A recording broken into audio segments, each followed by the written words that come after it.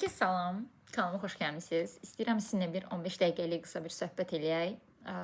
Mənə gələn YouTube şərhinin üzərinə bu söhbət eləyirəm və bayaqdan da podkastlara qulaq asıram. Eyni zamanda da işləyirəm çünki birinci günə çatdırmalı olduğum bir layihə var. Amma bunu sizinlə qısa şəkildə söhbət eləyib YouTube-a yükləmək istəyirəm. Çünki niyə də yox, biraz aydınlıq gətirək bəzi şeylərə və ümumiyyətlə siz də dinləmək istəsəniz dinləyə bilərsiniz.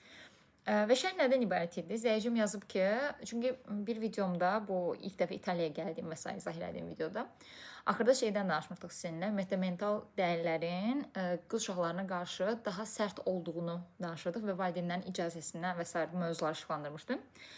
Və həmin zəyicim yazıb ki, %100 eyni şərhi deməmiş ola bilərəm bu arada. Sadəcə indi ağlımda qalanları deyirəm.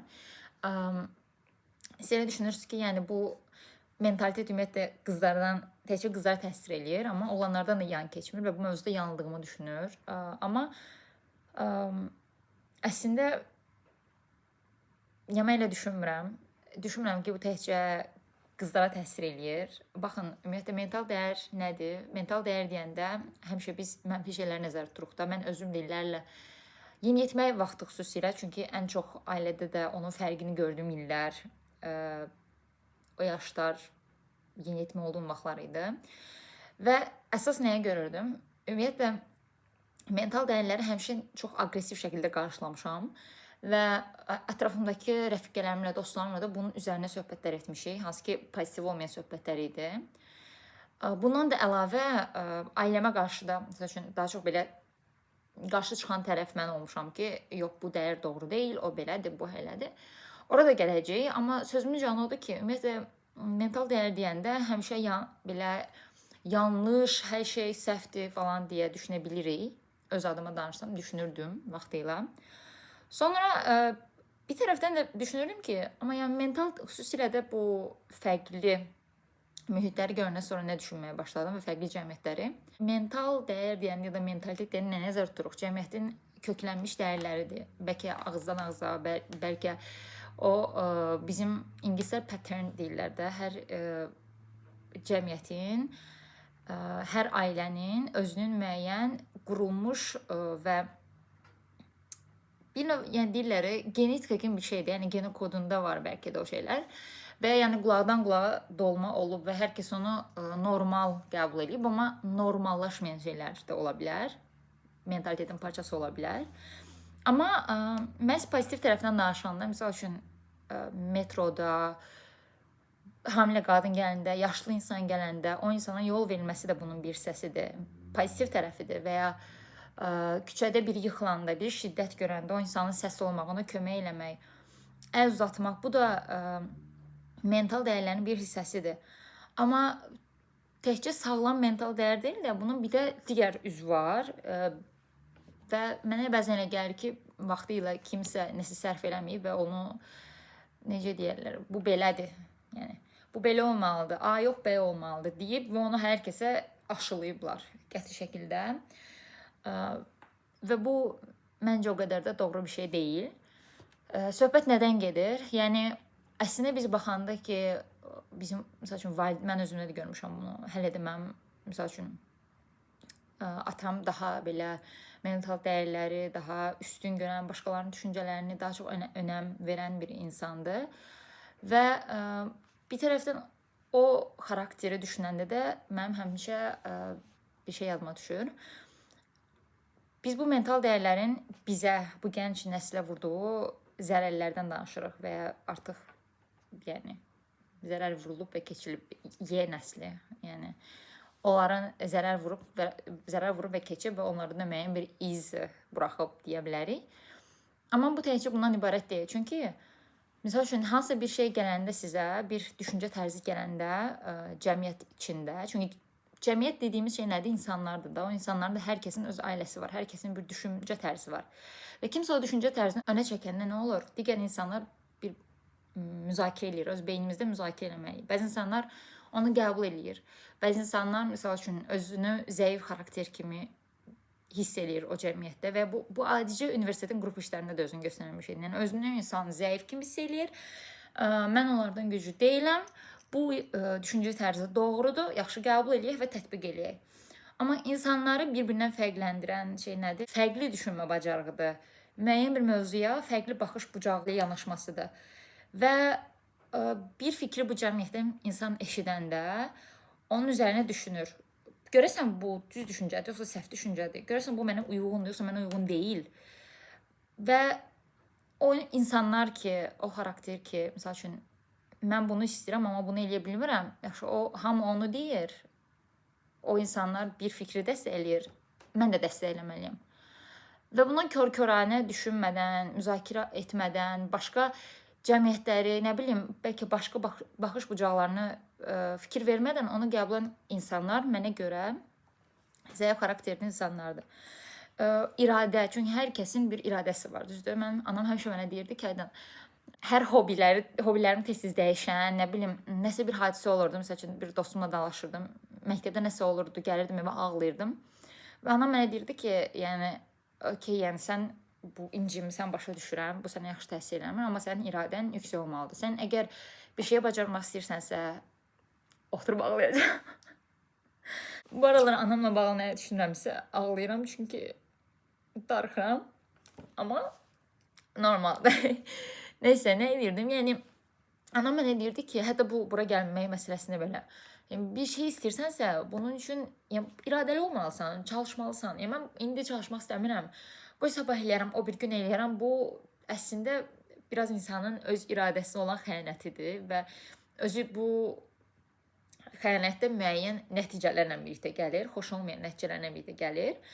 Ona görə hər şey insanın əslində öz əlindədir. Sadəcə elə bu təkcə bu çox sadə bir şeydir bəlkə də, yəni indi baxanda daha belə sadə bir şey kimi gəlir mənə. Vaxtilə bu mənə çox belə çətin, tətbiq olması çox çətin bir şey kimi gəlirdi, amma indi baxanda yəni nə qədər önəmli olduğunu daha yaxşı dərk edirəm və bu əslində hər mövzuya aiddir. Bir fikri ki biz eşidirik, birindən qəbul edirik və təsəvvür edin ki, keçmişdə yəni o qəlbləşmiş düşüncələr insanlar tərəfindən bəzi insanlar tərəfindən sorğulanmadan qəbul olunur. Bəlkə bu cəmiyyətin 70%-dir, bəlkə 90%-dir. Mənim bütün ölkədən, bütün Bakı şəhərindən və hər ailədən xəbərim olmadığı üçün bunu konkret şəkildə deyə bilmirəm. Amma təbii ki, bu qəlbləşmiş düşüncələr və o qəlbləşmiş düşüncələri müzakirə eləmədən, beynində düşünmədən və birbaşa qəbul edən insanlar da təbii ki, mentalitetin bir parçasını çevrilir. Və o dəyərlərə o qədər sadiq bir şəkildə inanıb onu tətbiq edir ki, bəlkə ətrafında ona sırf inanan insanlar toplayır ki, günün sonunda o insan ailə başçısı olur, ata kimi. Günün sonunda o insan ana olur.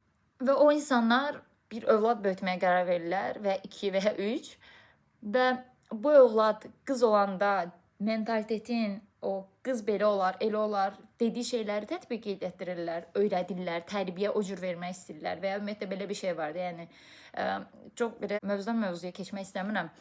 Sadəcə bir şey gördüm Instagramda çox tezliklə.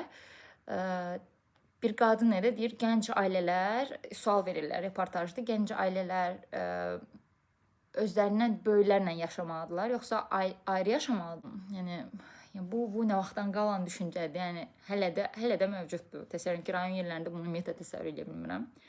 Ki qalıb şəhərdə gözümün önündə hətta o qədər nümunələr var ki, buna dair. Ki ana deyir ki, insanlar ailə qurur və valideyn deyir ki, qarşı tərəfin, oğlan tərəfin valideynlər deyir ki, yox, biz nə yaşamalıdır, kimdən yaşayacaq? Özündən böyük təbii ki, onun səhvini, qüsurunu ona öyrətməlidir. Yəni səhvini, qüsurunu səhv olduğunu öyrətməlidir. Yəni hansı səhvdən söhbət gedirsə artıq, səhv olduğunu öyrətməlidir. Nə bilim, eləməlidir, eləməlidir. Bu insanlar da yəni qəlbləşmiş düşüncənin qurbanıdırlar.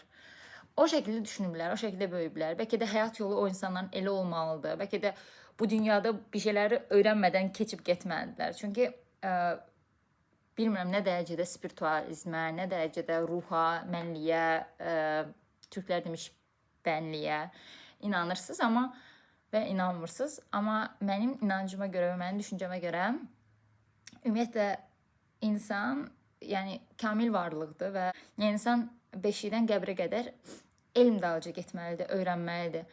Və elm deyəndə təkcə kənardan öyrəndiyimiz, bakalavrdır, universitetdir, sözdür, hərfdir. Bunlardan nəzər tutulmur. İnsan, hər kəsin elmi öz içində gizlidir mənə görə.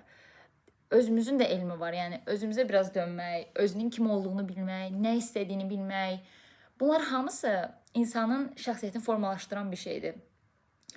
Və sən bir anda ki başa düşəndə ki, mən başqasının seçiminə qarışa bilmərəm. Cəmiyyət onu deyir, amma bu mənə uyğun deyil.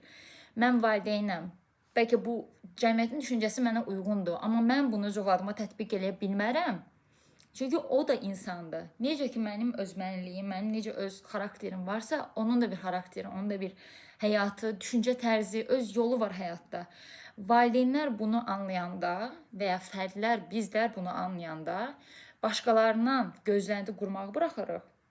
Gözlənti qurmaqdan əlavə öz içimizə dönüb özümüzü inkişaf etdiririk. Yəni öz elmimizi kəşf edirik. Və bu hardan baxıramsa baxım, bunun negativ təsirləri, yəni bunu etmədiyimiz halda gələn təsirlər insanın sürüklənməyinə, şikayət eləməyinə, negativ situasiyalarla daha çox qarşılaşmağına məncə səbəb olur. Və mən hətta 2025-ci ildə əgər siz məni tanısaydınız, ilk dəfə tanış biri olsaydınız, çox güman ki, mən bugünə qədər şikayətçi qızdır deyərdiniz. Çünki şikayətçi biriydim doğrudan, hər şeydən şikayət edirdim. Çünki mənim də o öz içimə dönmə şeyini biraz itirmişdim. Və mən də belə hər şeyi başqalarında axtarırdım. Başqalarına mən nə etməliyəm deyə biraz itmişdim. Ümumiyyətlə, insan ümumiyyətlə həyat yolunda bəzən özünü belə tapmaqda çətinlik çəkə bilir. O qədər belə ətrafın, başqaları nə deyər, başqaları nə düşünür, necə eləməliyəm deyə belə öz düşüncəmdən kənar şeylərə o qədər fokuslanmışdım ki. Ona görə, misal üçün, mən də öz elmimin dalınca düşə bilməmişdim. Bu şəkildə deyə bilərəm. Və ona görə sizə də məsləhət görürəm ki, çalışın ki, yəni bunu nə qədər məsləhət kimi qəbul eləyərsiniz, bilmirəm. Sadəcə istəmərəm də, necə deyək, kiminsə düşüncəsinə istəksiz şəkildə müdaxilə eləməyə, amma mən ən azından öz adıma danışsam, mən podkastlara və s. qulaq asanda oradan özümə çox şey götürürəm. Çünki ümumiyyətlə müzakirə edən insanları, nə bilim, bəzi şeyləri hər tərəfli, yəni təkcə bir baxış bucağı ilə deyil də, hər tərəfli baxış bucağı ilə düşünən insanları sevirəm. Ona görə o formada da qulaq asanda artıq özümlə nəsə öyrənmiş oluram. Yəni dost məsləhəti kimi bir şey olur. O şəkildə götürürəm. Siz də bu videodan necə bir hisslə o fikirləri götürmək istəyirsinizsə, ümid edirəm ki, götürərsiniz. Belə. Sizinlə sadəcə belə bir söhbət eləmək istədim. İndi geri qayıdacağım işləməyə, çünki çoxdur. Çalışın siz də öz iradənizə qalib gəlin. Özünüzü dinləyin, öz iç səsinizi dinləyin və xoşbəxt olun. Yəni sizə xoşbəxtlik arzulayıram və sizi öpürəm. Bye bye.